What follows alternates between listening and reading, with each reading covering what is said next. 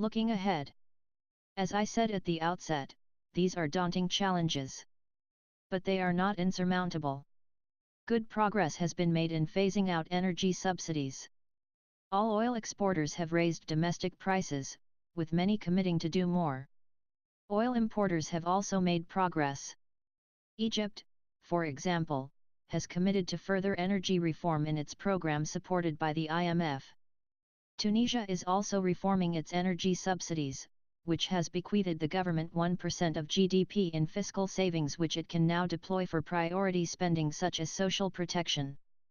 The bottom line is that the region is off to a promising start on energy subsidies, but there is still a long way to go, especially by depoliticizing fuel price setting and introducing automatic pricing mechanisms.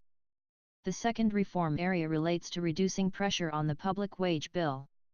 This will include better aligning wage levels with those prevailing in the private sector and moving away from the embedded system of state patronage.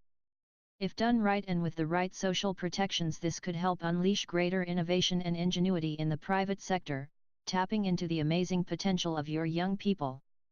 But wage bill reforms should be conducted carefully and strategically. They should take place within a broader expenditure policy agenda, linked to deliverable social goals, including the Sustainable Development Goals. They should be as equitable as possible, and include early social impact analyses. And they should take place within the broader context of diversifying the economy, reducing corruption, strengthening social protection, and making the business environment more conducive to the creation of decent, well-paying jobs. There is also scope to improve the efficiency of spending. These gains can be significant. In health, for example, worldwide spending inefficiencies subtract more than 2 years from healthy life expectancy. Reducing them by 10% gets you the same benefit as boosting spending by 0.7% of GDP. In this region, there is a lot of scope for doing better in this area, especially in countries like Saudi Arabia and Egypt. In education too, there are big efficiency gaps in countries like Oman, Mauritania, and Egypt. The same holds true for public investment. In this region, the public investment efficiency gap, a measure of the value lost due to inefficiencies in the investment process, is estimated to be more than 20% in countries like Jordan and Mauritius. We believe that strengthening public investment management practices could close up to 2/3 of the efficiency gap. Our analysis also suggests that reducing public investment inefficiencies in the GCC to the levels of best-performing countries could save over 2% of GDP each year. The bottom line is that increasing the efficiency of spending will also free up resources to devote to health, education, and social protection. This is a win-win, a way to reduce poverty and inequality without boosting overall spending. In this context, I should note that the IMF has been researching how fiscal policies can promote inclusive growth and reduce inequality.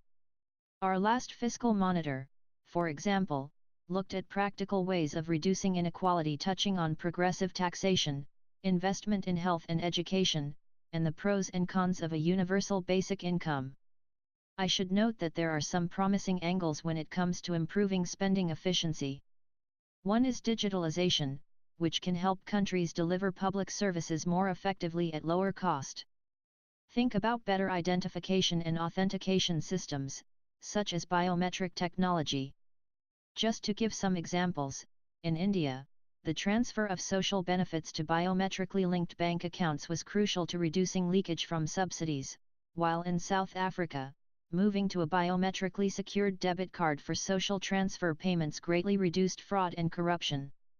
Another important area entails strengthening governance and improving public financial management. And of course, I would not close my remarks without recommending gender budgeting.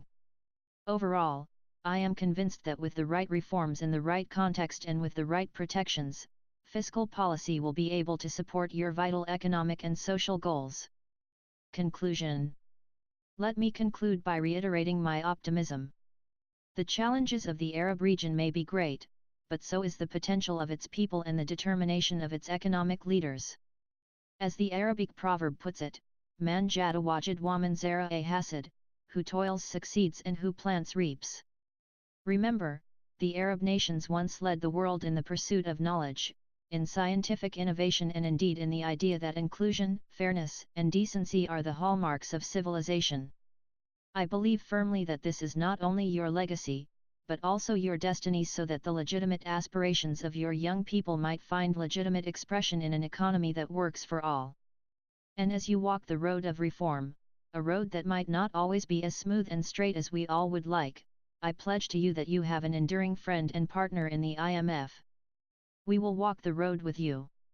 We will share the journey.